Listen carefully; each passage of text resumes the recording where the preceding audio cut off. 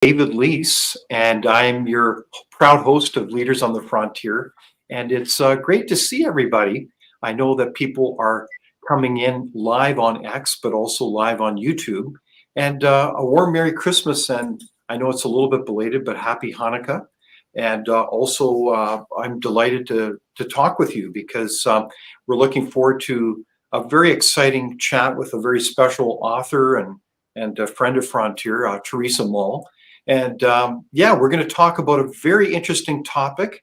It's about how to de-woke your life, especially as we come before Christmas and the new year, 2024, and we're looking for perhaps New Year's resolutions.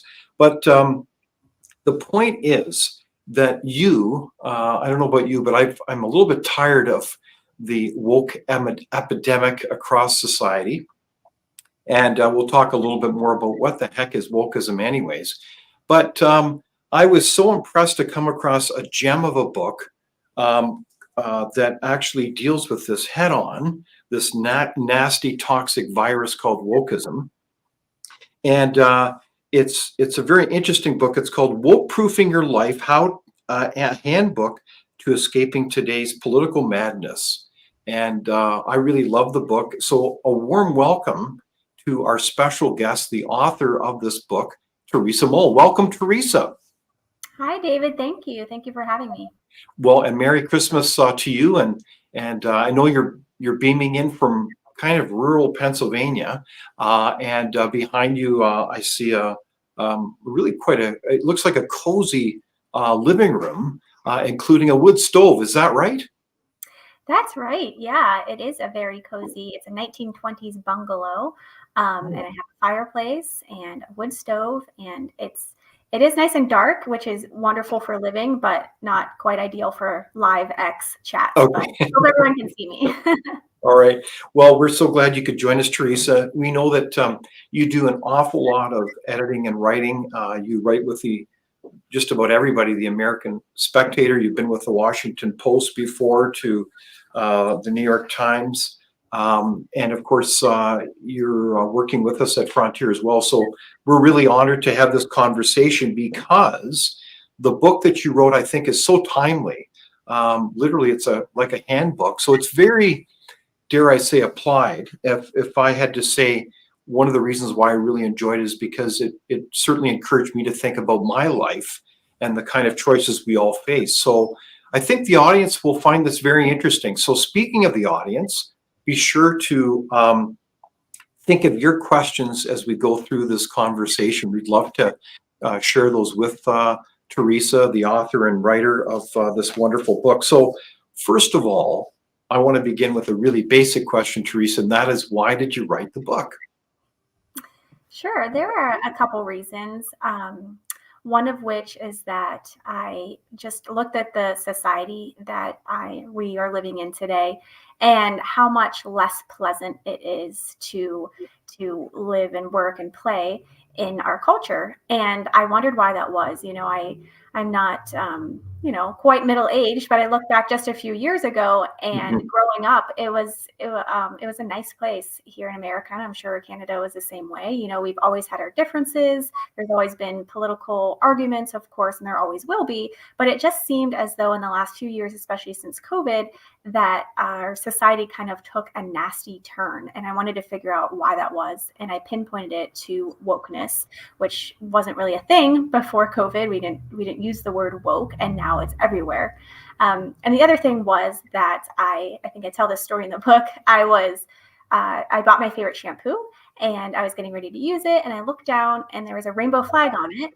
And I thought, my goodness, is there anything that you can buy or do in society these days that doesn't fund some sort of radical left-wing cause, or just, remains neutral? Yeah. So I was sick and tired of that. And I was thinking, how do we get back to that more pleasant society where every single aspect of our life was not radically politicized or have some social cause behind it? So I wanted to offer a solution. Mm-hmm. So you basically are kind of reflecting on, dare I say, how to perhaps live a life that's your life and not maybe always bumping up into these these little curb stops of political correctness. Is that a fair comment, or?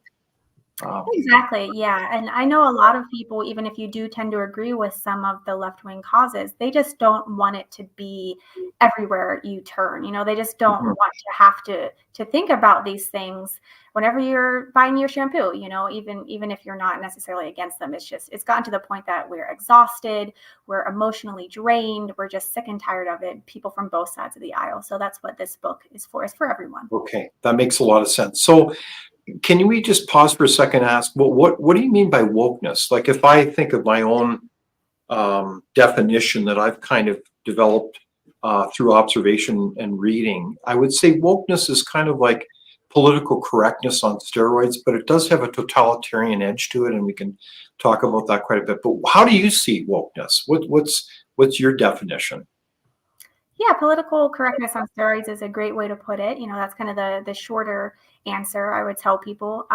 But my longer definition I give in the book is that it is a socio-political ideology that is characterized by the manipulation of noble goals for the control and destruction of society. So Whoa, that sounds like a good paragraph, Teresa. So yeah, maybe it we can can get a break little that down. long sometimes. But I think that really captures what wokeness is, because it manifests itself in many different ways. It kind of started as with Black Lives Matter and kind of more of a racial thing. You have Mhm. to stay woke to the ways in which white people are evil and doing evil things all the time. That's kind of how it started. And then it's evolved, and it includes pretty much anything having to do with so-called social justice, even climate change, all these Mhm. sorts of things, gender ideology, things, and they use terms and as I put it, noble goals, things like equality, diversity, inclusion. These are all wonderful things in themselves, but the way that the woke mob goes about trying to bring about diversity, equity, inclusion, for instance, is really awful, and Okay. actually destroys our society. All right. So if I can be a little bit of the, dare I say, devil's advocate here, you're surely not against being tolerant of other people, or are you, Teresa? Like, you sound like you have one perspective. Like, surely you appreciate people, though, of all backgrounds, don't you? Of course, yeah. But I think that's why wokeness has been so successful, because they do use these vague terms. And if you do disagree with diversity, equity, and inclusion initiatives, for instance, that makes you sound like a terrible person. Like, why don't you Mhm. want diversity? Why don't you like people of other ethnicities? Like, what's wrong with you? But Right. then, whenever you look a little further, you peek behind the curtain, so to speak, and see how it's brought about and what the result is. It's terrible, as we said. Of course, you should have people of all different backgrounds working at your Mhm. company and going to colleges and all these things. But whenever you are singling them out because of their race or because of their beliefs, that's a form of racism as well. And you're artificially um, pitting people against one another based on just wanting to get your quotas up. It's the same thing we saw with affirmative action, which was just done away with here in the U.S. Mhm. And people are opposed to that. No, you shouldn't be looking at people's externalities, so to speak, and it really divides them. Exactly. So what we're like, healthy debate is really important in a society, and dare I say, tolerance. But this is something else. This is more, dare I say, has an edge to it where, it almost, for some people, it almost seems like it's a religion for some people, or dare I say, a secular religion. Have you ever thought about that before? Yeah, I think it's more a substitute for religion. Mm. I think it's very attractive again to people because it is vague, and you can do things like put a black square on your Instagram account or on your Twitter or something like that, which a lot of people were doing during the Black Lives Matter protests, Okay. and kind of wash your hands of it and say, "Oh, there, I did the right thing. I'm supporting this movement. I'm not racist. I'm this great person," and then go about your day. Whereas Mhm. real religion requires you to discipline yourself, to sacrifice things, to go out of your way and be Mhm. kind. And it's difficult, it's hard, which is one of my favorite quotes is about Christianity not having been tried and failing, but having been tried and found difficult and then abandoned. So I Mm. think, a lot of people, and even, that might be, that's the most extreme adopters of wokeness, I think, are people like that. And then I think there's another group of people who have never had religion, who don't believe in anything really, and they feel empty inside, and they're looking for meaning and purpose. Mm. And then wokeness comes along and is like, hey, you can adopt all of our principles and our causes, and it's pretty easy to be woke. You just, as I said, you don't really have to sacrifice much. You just have to say the right things. Right. And then you get all the reward from that. So I think there are a few groups of people who are adopting it for different reasons.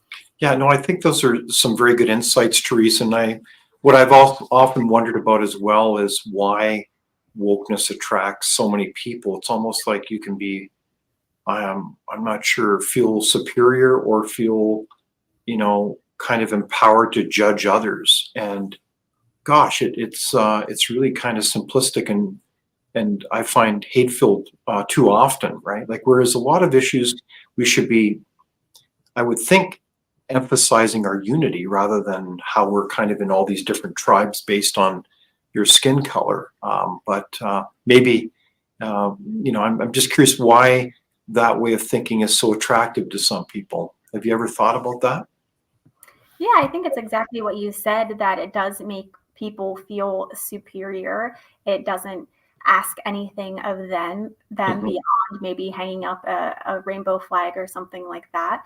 Mhm. And then the other part of it is that the woke mob is called a mob for a reason, because they operate in with fear. They're bullies. If you don't support ESG or DEI or Black Lives Matter or climate change or any of these things, they will cancel you. They will censor you. They will call you Mhm. racist, a bigot, all these things. They'll call you names. So a lot of people go along to get along because they don't want to be bullied. They're afraid Yeah. of not fitting in, which is a very natural, Mhm. inclination of people. But the wokesters are loud and they are well funded and they're not afraid to destroy people's lives. In fact, I think they take delight in it. So they have a lot of control. Yeah, it's amazing. Now, you mentioned some interesting terms, but it's kind of illustrative of how this wokeness ideology, many refer to it as a form of Marxism, has kind of spread in all the facets of our lives. Like, you even mentioned shampoo, but it's not just shampoo. It's like they want to guide your money. And you mentioned a term called ESG. I think that stands for environmental social governance. What is that exactly, Teresa? Hmm. Yeah, ESG is where financial bigwigs, I guess, kind of determine who gets funding based on how good or how bad your business or service is for for the environment Mhm. or for social issues. So what they're doing is they're not giving nice loans to companies that use fossil fuels or produce fossil fuels, things like Mhm. that. Or if you're not going along with, transgenderism at your workplace or something like that, Mhm. you're going to be punished for that. So they're picking and choosing industries, winners and losers, based on how woke they are, Wow. essentially. So it's kind of like an index. So they kind of rate the companies, and you may even buy mutual funds, and they may be using these so-called ESG indexes for woke causes, and you don't even know it. And the crazy thing is that study after study shows that these funds with ESG perform less. So this could be your pension money, it could be your retirement funds, and it's getting a less return. And of course, you want to make sure that those investments are within the law and those are good companies. But when you start getting caught up in all these other causes, then it's no wonder that the funds don't perform as well. Mm-hmm. Yeah, it's amazing whenever you let your your political ideology control your bank account. Money is very, very Yeah, not woke. It's not a political thing, obviously. So yeah, it's it's amazing. it's waking up a lot of people, though. Is kind of the good side of it, I guess. People are realizing that. Yeah. So you see, okay, there's a lot of things going on these days, and it's sometimes almost overwhelming. Like, we've had the terrorism attacks of Hamas, October 7. You've had all these kind of cascade of a domino effect, if you will. We've had a lot of controversy about ESG funds. In fact, there's a number of jurisdictions now that are banning them by law. There was the recent testimony, of course, many people heard about of three fancy university presidents of Harvard, MIT, and the University of Pennsylvania in front of Congress. And we even had one of them resign, and under much controversy, because they couldn't seem to just simply answer straight up questions around the conduct of incredible anti-Semitism and calls for genocide. As you know, they were asked basically, does that fit with your code of conduct on your campus? And they couldn't seem to answer the question. Teresa, do you remember this? I do, yes. Yeah, it was shocking. And I think the more extreme wokeness becomes, I think they kind of did too much too soon. Right after the COVID, some of the more extreme COVID mandates were lifted. Yeah. They thought that everybody was brainwashed now. We were all sitting at home on our phones and just absorbing all this propaganda. And we had listened to the government and been good sheep of the country, and that they were ready to really enforce all the wokeness all at once to their most extreme level. And they tried this. And the more they do it, the more people are like, wow, this is what wokeness is about. I thought it was just being nice to people of different races, but now they're actually seeing what it is all about, which is Marxism. And people are waking up. So I think that actually the more woke, the more they do, the worse it will be for them. Yeah, I think you're right, Teresa. I think you're onto something, that as there's more light shined on these things, in keeping with a good old-fashioned healthy debate, people can kind of see what these people are advocating for. And much of what they're advocating for sounds pretty hateful and pretty toxic. So maybe that's a good thing. Would you say, Teresa? I think so. And I mean, it's a shame that there's going to be a lot of people harmed in the process, but also the more that wokeness kind of takes hold, or the effects of it are seen, you see that what wokeness does is bad, that it does divide people, that your stock portfolio does perform more poorly. So even if you were taken up by their talking points and then you see it in action, you can be like, oh, wait, no, this is making everything worse. This is terrible. They hired that person just because she's a lesbian and she's not good at her job. Why don't they just hire someone who's good at this job? Things like that. So people are seeing it play out in real life and realizing that it's awful. Exactly. So, this is interesting. We're having this conversation, Teresa. You wrote this wonderful book this past year. And as I recall, when did it come out exactly again? Came out in August.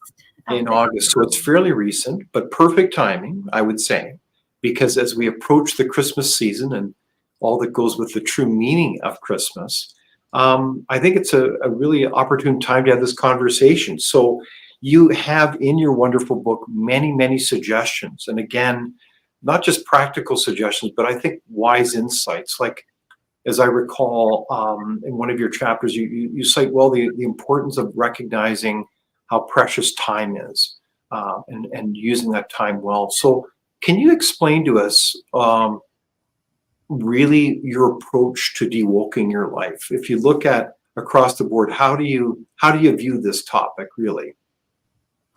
Yeah, I have an uncle who I love dearly, but he sends me these articles about wokeness and about left-wing politicians being so evil and bad. And I understand that it's important to, keep yourself informed and to fight the good fight whenever it's necessary. But he and many other people I know who are like him get so caught up in this and in the fighting and in the information war, and he's just kind of all consumed by it. And I think about time, as you said, being so precious, and whether we were put on earth for more than just fighting with these woke people, many of whom don't believe in truth. And if they do, they don't care about it. So my number one priority, I try to keep my number one priority, is to remember exactly that, how precious time is, what I'm here for, what I want to be doing, and whether what I'm doing whenever I am pushing back against wokeness and other left-wing evils, whether I'm being effective. There is a time and a place to shake the dust from your feet and realize that this person that I'm arguing with doesn't care about the truth, and they never will, and I'm not going to change his or her mind. So, maybe you should just go have a nice meal with your family instead of sitting on the internet or screaming at the TV or something like that. So really keeping in mind your priorities. I really like that. So you're really, dare I say, challenging us in a really positive way to take a bigger picture of our life and say, hey, how are you going to take that kind of constructive approach? Not being blind to what's going on, but to be really being positive. Because, I think there's an irony to this. And fortunately or unfortunately, I've had to study a lot of these things for a few decades now. It's hard to believe. But I think of some of the tactics of the so-called Alinsky tactics. And part of it is really intentional to demoralize, and I say that deliberately, demoralize your ideological opponents. It sounds really awful. But that's kind of what you're falling for if you kind of become obsessed with this stuff and get kind of wrapped up to it. So the challenge that you make to be more positive as well and to keep things in balance, I think is spot on, in my opinion, Teresa. Yeah, thank you. I just, I made the point earlier that fear is such a powerful weapon of the woke and of the left wing in general. Yeah, exactly. So if you find yourself that your peace is being stolen from you, then the woke, they're winning. Even if they're not changing your mind, they're not getting you to act in a woke way. They have taken something from you and they've upset you and they are controlling you in a way because they're making you so mad, which it is a righteous anger, I would say. But whenever you get to that point that you are no longer being a productive member of society, you're not doing things that are good for your soul or increasing your virtue or anything like that, then it's time to step back and reflect on, how am I spending my time? Is it a good use of time? Whenever I'm lying on my deathbed, or heaven forbid something suddenly would happen to you, are you going to be satisfied with the life you lived? Are you doing things that you're going to be happy to reflect on and say, I lived a good life. I did positive things for my family, for my loved ones, for my community. I made good changes. I used my gifts and talents to better society. Or are you spending too much time just being upset and worried about the woke mob? Right on. I like that theme a lot. So if we look at some of these practical tips, Teresa, that you mentioned, there's many in the book. I was wondering, could we talk a little bit about the role of technology and dewoking our lives, Teresa? Go. Yes. Well, a big way that I say that in the book that wokeness lives and dies online, because I find out the more you spend time face to face in real life, interacting with people, they're tend to be not very woke. They're a very small minority still, even though they are shrill and well funded, as we said. But whenever you put down your phone and you go out and you go to a restaurant or you're interacting with people, most people are just pleasant. They want to live their lives. They want to love their families, and they want to have a peaceful, pleasant existence just like everybody else. But the woke is driving this artificial wedge between us, telling us that we should all be judging one another, be categorizing our neighbor by the color of his skin or his sexual preferences, things like that. So if it weren't for phones, if it weren't for social media, which so much of the internet and certainly mainstream media are controlled by woke thinkers, big, rich, powerful, woke people are the ones who are feeding us all this propaganda. If we didn't have, or we didn't use our phones as much as we did, we wouldn't really be aware of wokeness, I don't think. Yeah, I think you're right. So how do you manage your own phone, Teresa? Do you have one, do you? I do, unfortunately. I work remotely, so a lot of what I use my phone for is, if I leave my house for some reason to run an errand or something like that, I have my email, and my coworkers are kind of in my pocket, which is a blessing and a curse at times. But yeah, I don't have social media apps on my phone. I had Instagram for a while, but I realized— You have no social media apps on your phone? Correct. Yes. Yeah, I had Instagram, but I realized that it was making me manipulating my mood. I would say, like every time I looked at it, um, with the exception of like a lot of dogs that I was friends with on Instagram. I love the Yeah. dogs. It made me feel like icky. It made me feel just like I wasted a bunch of time. It Right.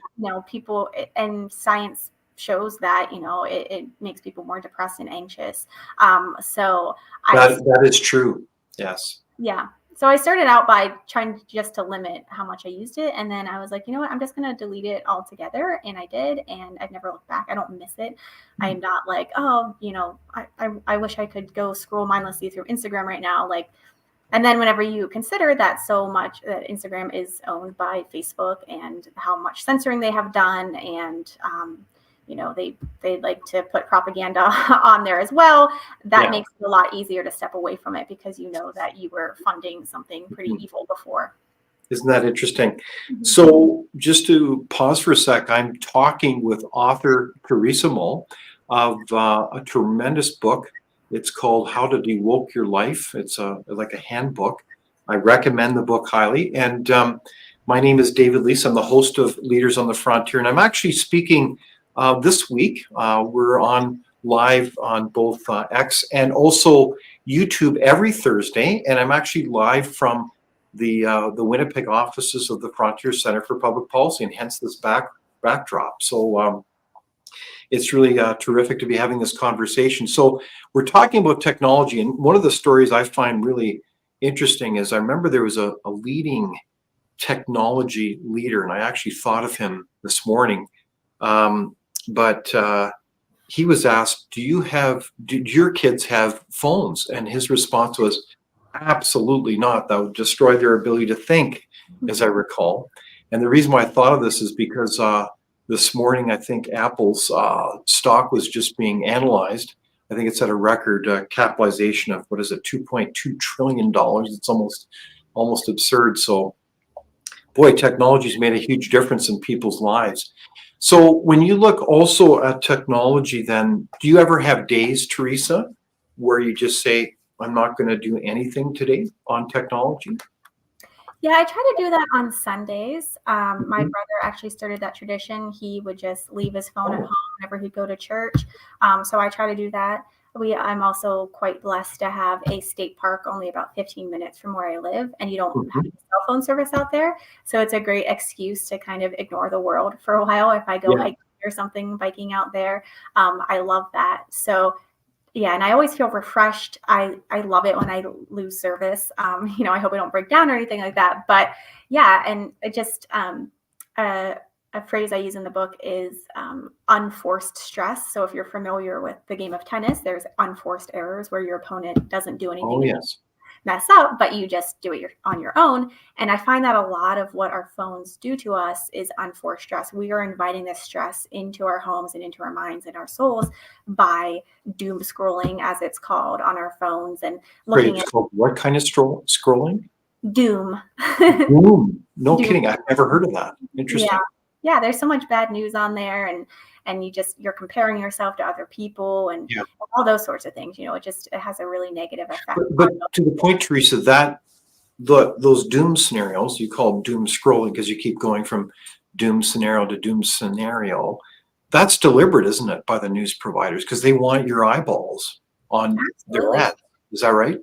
Yeah, there's been studies on that, and people who have worked at these companies who say how intentional it is and how they go about doing that, and how stories that elicit the most emotion um, and the most reaction from people, sensational Well, stories, are pushed to the top. They want those clicks, they want that engagement, they want yeah, people interacting, and the more riled up you are, the more likely you are to do that. So, exactly. um, So in the book, you give us a little bit of an overview. It's quite interesting, and it's probably something I think probably a foundational strategy to be aware of when you talk about dewoking your life before Christmas, but to be aware of the biochemical interactions of your brain, no less. So can you tell us more about that? you mean as far as technology is concerned? Yeah, like dopamine and cortisone, as I Oh, recall. yeah. Yeah, you get a little studies have found whenever you get likes and things on Facebook or Instagram, things like that, or whenever people retweet you, that you get this little dopamine dump, and so that encourages you to do more of it. And this thing happens whenever you purchase things, and there's some statistics in the book too about how whenever you're on your phone, you make like $1,000 more a year on average of unplanned purchases, because you see something, you see an influencer wearing it or using it or whatever, and then you click and you buy it and you feel happy about yourself, and then you usually regret it later. So yes, our phones. But then, of course, there's the opposite, where they do increase our stress. Phone addiction is a very real thing, and scientists and doctors have said that it is kind of a silent epidemic that came about after COVID and started during COVID, because so many people were stuck inside and isolated, and they were using their phones way too much. And that didn't go away as soon as COVID went away or lessened, and people are still struggling with that. And we see that all the time, every day.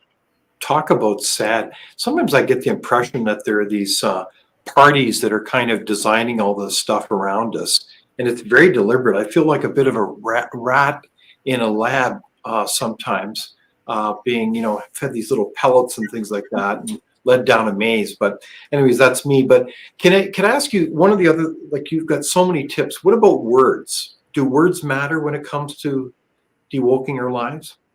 Absolutely. I think about how language has changed over the years, and how the woke loves to use these nice words, and then what they mean by them, or how they use them, is to trick us. As we spoke about earlier, oh, you're against diversity. Wow, you must be a terrible person. You hate Black people, or things like that. But then they also have this very sneaky way of putting they use their own words and their own language so much, and then they control so much of the media, that then people who even are opposed to what they're doing starts using their language as well. And you have to be really careful about that. I found myself doing that as well. Things like gender affirming care is now everywhere. And what that means in a lot of cases is that you are, giving children irreversible hormone treatment that's going to, mess them up forever, and things like that. So another one that has to do with abortion. It used to be pro-life or pro-abortion, and then they turned it into anti-abortion rights activists, I think, something like that. And then you keep hearing this term over and over and over, and then you start using it. And of course, there's this reproductive health care now. We don't call it abortion anymore, because that has an ugly association with it. So just be very aware of the sneakiness and how it's changed over the years, and try not to use their language. Go back to using the old, more accurate terms. Yeah. But so it sounds like a key part of this is being self-aware. Like, you've talked about not just words, the importance of words and their meaning, but also your emotions. So if somebody's using negative emotions, or parties are, then you want to be kind of catch yourself and kind of get back on track, right? Like, if someone's trying to manipulate you with, fear, that's not a good thing, is it? That's kind of like a little flag that says, wow, maybe I am being manipulated, and then you want to rethink this. Is that right?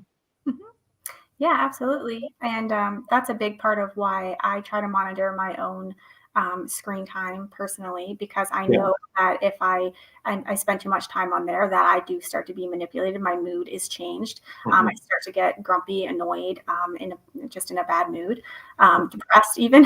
So that's it. I know it's time to put down the phone, to go take a hike, to go and enjoy nature, to do all the things that have always been health giving and good for our brains, and that science proves is health giving, rather than making us angry and upset and divided and all the things that wokeness does. Very good. You need an equal and opposite reaction to wokeness. So this Christmas, what are other things that you would do to dewoke your life? Like, would you do a puzzle, let's say, rather than be on your phone? Yeah, anything that gets you away from your screen and the propaganda that's found there, and all of of course, phones are very useful, and they're a great way to connect people and do things like this. Right. But just it says in the Bible, if your eye causes you to sin, pluck it out. I'm not advocating for Yeah. anyone to pluck out their eyes, but maybe delete an app or two that you Yeah. spend too much time on, or um, Whoa. do the things that, as we say, have brought us joy since way before wokeness, and certainly even before the internet and cell phones. Play a game with your family, help your grandmother prepare the Christmas pie, things like that. Go caroling, go hang out with people in real life, at your local pub or something like that. Go for a hike. Nature is a great way to overcome the evils of wokeness and to refresh your soul, and it's free. So I like that. Go for a hike and then go to a pub. yes. So what about, I do have a question here. Is TikTok a good app? I think it's the worst app, maybe. I Is don't it the know. worst? You'd say it's the worst or one of Well, the worst. I've never had TikTok. I mean, I've seen TikTok videos, of course, but it's a Chinese app, and what they promote on TikTok here in the U.S. is pretty demoralizing, as far as I've seen. Just encouraging kids to be silly at the best, and then actually to partake, I believe, in some pretty heinous behavior. I think there's a lot of encouraging of transgender things, and just sexually explicit material that's Right. right on TikTok. And then meanwhile in China, where they invented this app, they're showing their kids educational videos and teaching them about nature and history and all these great things. Wow. So it kind of makes you wonder what is the purpose of TikTok, and what the Chinese are trying to do to American kids, why they're not doing the same thing to their own kids. So Well, and the irony is, and I think this is accurate, but the Chinese actually limit automatically oh yeah. by law the amount of time that people can spend on social media apps. Go figure. Maybe they're onto something. Do they know something we don't? I would say so. Yeah, I think we should Yeah. actually listen to the Chinese on that one. Wow. So For- stay tuned on that one. So TikTok doesn't sound too good. What about the whole idea? What do you think of Apple phones, by the way? Or you know what I mean? Like all these devices that you have on your wrist, and it seems like you not only monitor your heartbeat, but it monitors a lot of other things, and then you get automatic notices about your email. So it's almost akin to a chip in your wrist, is it not? Yeah, I'm pretty anti all that kind of stuff. I have Yeah. to, people might think I'm a little bit Amish or old fashioned. I do live Yeah. near a lot of Amish people here in Central PA, and I think they're really onto something. I'm a big fan of electricity and indoor plumbing for sure. But if we could go back, a few decades, a few generations, and live in a life where we were interacting more with one another, actually talking. I have some studies in the book about how a handshake makes a deal something like 40% more likely to happen whenever somebody meets face to face as opposed to email. And I don't know, I just get kind of creeped out by technology. I don't like those Alexas or any of those things that Sorry, Amazon. Alexa, what is that again? The one, like the little speaker in your home where you talk to? Yes. Yeah, it's basically like Jeff Bezos is in your house listening to you, and just there Literally, on right? call, you can say like, "Hey Alexa, play classical music," and she's there listening. And they also make it into a person, which is weird. I don't know. It's just Yeah, very dystopian, and I am not yeah. I'm a fan of real life. Well, and for me, it's kind of unnerving because I mean, as you know, I study and watch these things closely, but the whole Twitter files and the revelations about literally the systematic censoring and spying on so many facets of life. That's not just simply the United States, but really is relevant to Canada and every other Western nation, because so much of our information comes through these social media platforms. But the whole weighing in of government on the censorship of that is really quite kind of mind blowing, quite frankly. And yeah, so probably not best to kind of spend too much time on those devices because they're really kind of sucking up a lot of information through those complex algorithms about what is it again? Oh yeah, about you, and then how they sell you more things, or even maybe even make decisions regarding who knows what. So, am I being too paranoid, Teresa, or what do you think? No, not at all. And we've already seen in the younger generation how the earlier a child starts using phones and the internet apps that brokers start collecting information on them. So every time you use your email, they collect a little more information about you. They can see, what kind of post you like. Oh, you like cars. Okay, we'll start sending you car stuff. And they build and build and build on all this information. They're just tracking you and keeping all this info. And I talked to a guy in the book who owns a company. It's called Delete Me, where Sorry, Delete Me? Delete Me, yes. So his company, what it does is it goes through the internet and kind of like removes your information from different places that it appears over the years, and so that these companies can't harass you as much, or they don't have as much information on you. But especially if your child is young, they can make predictions about what type of job he's going to have, what his interests are going to be, where he might live in the future, what kind of friends he's going to have, all these kinds of things. And it's very creepy. That it really is. Yeah. So that's an interesting program, Teresa, that you highlight, called Delete Me. It sounds like I need that. I keep getting a lot of insistent emails that people want to talk to me and they want to transfer some money somewhere, and I'm kind of skeptical of it. So maybe I need to do Delete Me. I do have another question here. I have the whole issue of, should you live in a small town, a rural area, or a big city? What do you think, Teresa? If we're all trying to, de-woke ourselves.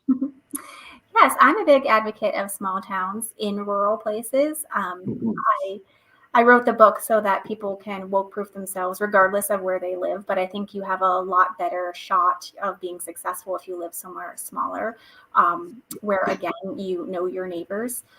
You're more likely to be conservative and be surrounded by conservative people if you live somewhere smaller. And it's also just scientifically proven to be a healthier kind of existence. You're less stressed. There's fewer traffic jams. There's plenty of space, green space, open air. It's just an easier, more laid back, healthier way to live. You get to know your neighbors, and people are less transient whenever you live somewhere smaller. And I'm not a big fan of suburbs either, because I think they're kind of the worst of both worlds. People tend to use the big city for their needs, and then they go back and sleep in their suburb, but they don't really get to know their neighbors. So it's kind of an in between. Of course, there are exceptions to all of these things, and I think actually a tighter knit, older part of a city is preferable maybe to a suburb, because they tend to have sidewalks and a city square and parks and things like that really are conducive to sociability, which is really important and has shown that people live longer, happier, healthier lives whenever they are involved in their community, and that's key. Very good. I like that way of thinking, Teresa. Get out there and get to know your neighbors. Maybe during the Christmas season, bring them some cookies. We did that the other year, and people really appreciated it. And it's kind of a nice gesture, assuming that they can eat them. But so that's really cool. One of the things I did get is a comment. It's a very lovely comment from Brad Penderson, who said, "Great guest and program. Stepping away from the screen is a great way to combat the cognitive dissonance that mainstream media promotes." So we agree with you, Brad. So keep bringing on the comments as we talk with author Teresa Mull. One of the things I think that you also make is the importance of family time. And so if there's a time for family, it would certainly be Hanukkah, Christmas, New Year's time. How do you spend time with your family, Teresa, in the spirit of de-wokeness?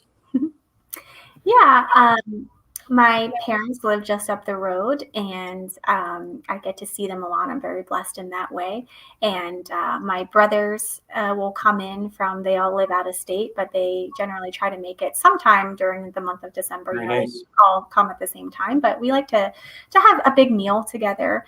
And the shopping for the groceries, we always try to go together if we can. Just driving to and from places in the same car, you get to catch up and chat.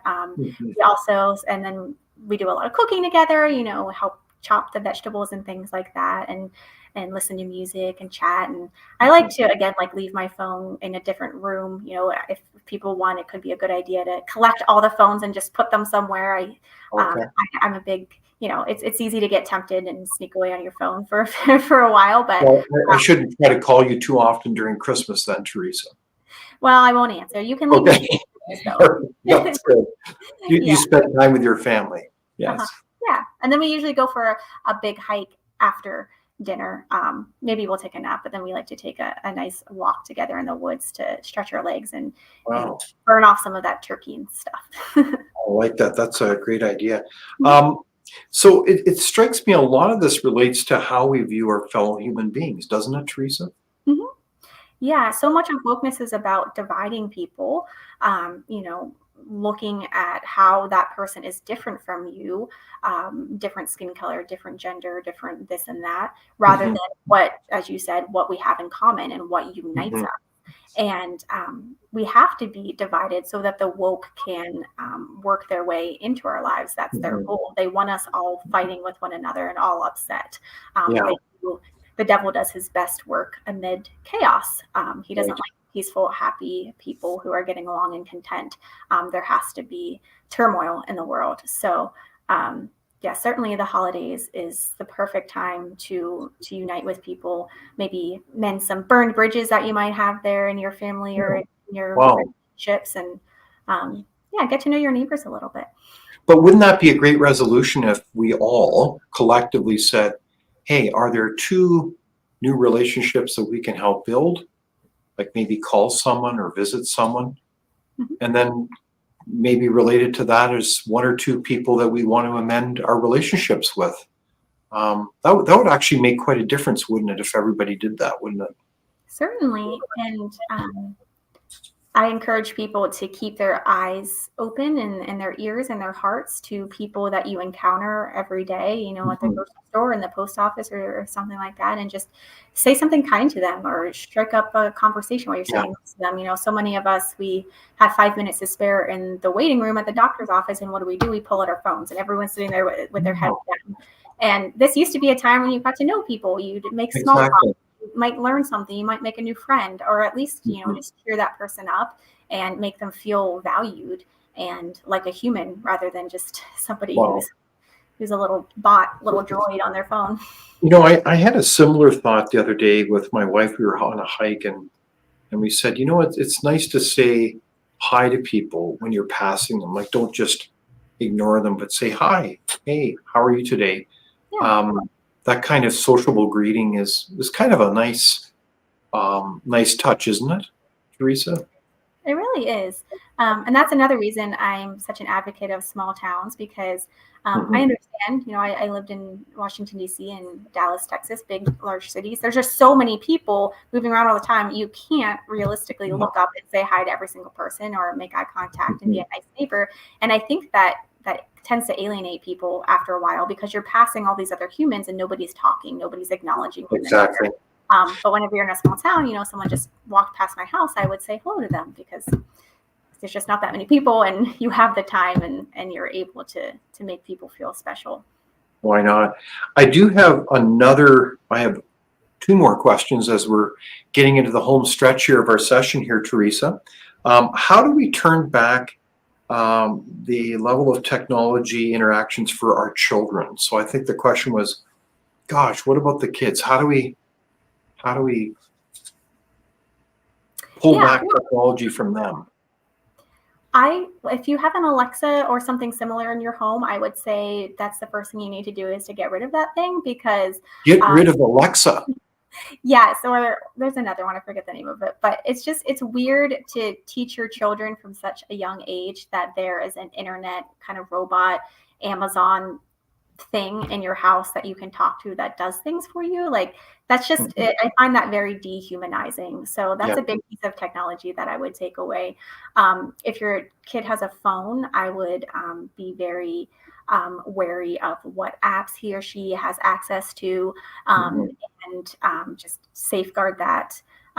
Whenever I think that whenever a child signs up for an app, the parent can get onto the account as well, so that you can check and see who they're friends with, who they're chatting with. Just be aware of that. That's as far as the safety is concerned, though. But as far as time goes, I have a friend who has a couple teenagers, and he lets them look at TikTok, he lets them look at Instagram, but he limits it to like 15 minutes a day. So I was like, okay, you can have your time now, but just to try to keep them from becoming addicted. They'll still want to do it. There's something about technology that just really grabs kids and people in general, but just be very strict with those limits and make it something that's a reward for them rather than something that they just have access to all the time. And, if they are bored, if they are just begging and having a tantrum, they really want to go on their apps or play on their phone, have opportunities ready all the time to give them alternatives, like, hey, how about instead of going on your phone, we go to the park for an hour, or why don't you help me make dinner right now? Something, a nice, healthy distraction. That's a good alternative. Let's make dinner together. That's a great idea, especially with kids. And related to that, I think a kind of an interesting thing I detect in the air is the sense that somehow some people are falling, especially parents, for the trap that that children are arguing that a smartphone is almost like their human right, when in fact, no, it's a privilege. And in fact, you probably shouldn't get it till you're much older. Is that probably a good insight, Teresa? Yeah, it's easy for me to say because I don't have any children, but if and when I do, hopefully someday, I've always said I would only give them a phone when they turn 16, and they're driving and they might need it, for if they run out of gas or something like that. But maybe get them a flip phone, if they do need a phone that just to call you, to pick them up and things like that, just for practical. Okay. Like a flip phone, like one that was in Star Trek years ago. I'm not smartphone. They still make those. Okay. Yeah, and they don't have the apps, they don't have the internet. They're simply for calling and texting. So I think until you're, maybe you need it for work or something, that's all a child certainly really needs. And as you said at the beginning, the people who design these phones and programs know what they do to kids. And there's a school in Silicon Valley where a lot of these big, rich tech guys send their children, and there's no technology, there's no computers. They know better. Sorry, can you repeat that, Teresa? I think people would be shocked to hear this.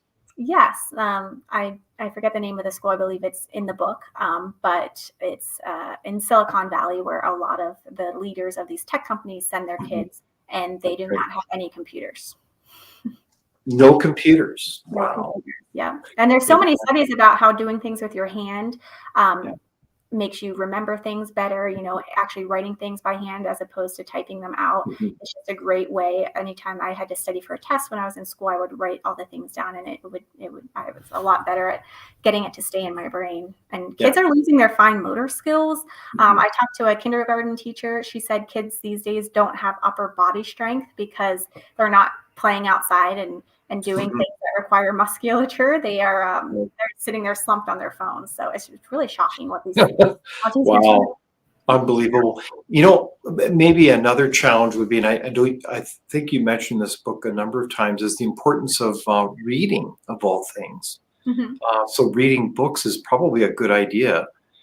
Maybe not ordering so many things, dare I say, through Amazon, but go to the library perhaps. Is that right, Teresa? Yeah, that's another way to avoid monetary coercion. A library is really inexpensive. Those little free libraries that people have out, I love those. I'm a big fan of those. Ask your friends and family to borrow books, even if you don't want to pay for any of them. There's so many wonderful books I could just spend a lifetime reading, and I wish that I could. But yeah, it's much better for your brain than a 15-second, I don't even know if they're that long, TikTok video. Well, I was very fortunate. My mother was a teacher and a librarian, and man, did we ever read a lot of books, and we would always be challenging each other to read them, and it's such a wonderful activity. So to me, that seems like a really great way to spend your Christmas. So I think that what we have is an opportunity. We have another question. Can you tell us more about the Sophia Institute? I think that's the publisher of the book, no less. So what is the Sophia Institute, Teresa? Yeah, so Sophia Institute Press publishes mostly Catholic books. They are actually a nonprofit, and they are located in New Hampshire. And they published my book, which was a little bit of a new kind of style for them, I think, because it is more political. It's not, I am Catholic, but it's not, it doesn't preach Catholicism or anything like that. I speak to people of all different religions and quote them in the book. But they have many, many wonderful books. And so if you're looking to buy some books for Christmas or for a loved one, or to do some reading over the holiday, I would definitely go over there and check them out. They have a lot of stuff that's really good and aimed at, nurturing your spirituality, and a lot of things for people who are not Catholic also. Well, that's terrific. Well, please give our regards to the Sophia Institute. And as we kind of come to a close, I'm curious, what has been the response to your book? Have you gotten a lot of interesting comments? I have, yes. I've gotten mostly positive ones. There are always those people out there who say nasty things, but I don't think they actually read the book. So yeah, a lot of people are appreciative because they are, as we said, and as statistics show, our mental health crisis is out of control, and people are just tired and exhausted, and they don't want to have to deal with wokeness. But they're looking for ways that are more practical. How can I, as just a modest person with, a middle class kind of life, what can I possibly do against the Amazons of the world and the Mark Zuckerbergs who are kind of pulling all these woke strings? You can feel helpless and overwhelmed. But what I hope my book offers, and what people have told me they appreciate about it, is simple little things that you can do to stop funding wokeness and to lead a more self-sufficient, healthy, fulfilling life with your family, just by kind of backtracking a few years to those traditions that have sustained us for all time. And just remind us of what life was like before wokeness took over, and to show people who maybe didn't experience such a life because they've grown up relatively more recently, what our lives could be like, how to attain that. Right on. And I should point out, there's so many very practical things within it, and hence you refer to it as a manual. But you do have a actual list of companies that you avoid because they are so woke, so to speak. They become so politicized.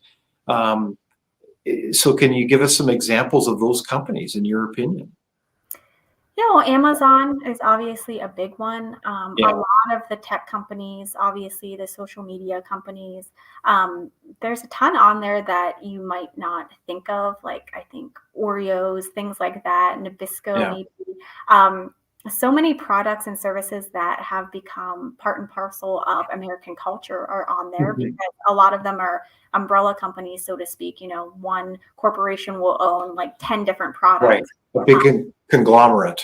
Yes, yeah, like Philadelphia cream cheese, things like that. I'm just like, is there anything I can eat? Is there anything I can do? I can't. One of my friends said he'd have to make loincloths out of Mike Lindell's pillow. Mike Lindell is the My Pillow guy. He's like, and eat Goya food because the president of Goya Food Company, the Mexican food company, is very conservative. So he's like, that's our only options. But that is not true. That's a slight exaggeration. I also have a list in the book of non-woke companies or neutral companies. And there's also several apps, if you're going to have apps on your smartphone, that will help guide you to like-minded companies. So what would be an example of one? Is that Red Balloon and apps like that try to match up good people with good companies?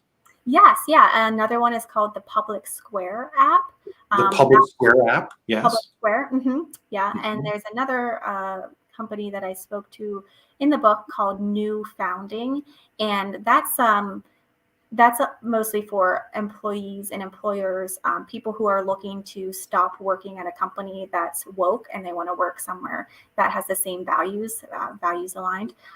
So they will help you find a job at a non-woke company, and then they're also helping companies get funding who, the ESG will refuse to fund them or punish them. So they help set up non-woke companies with investors also.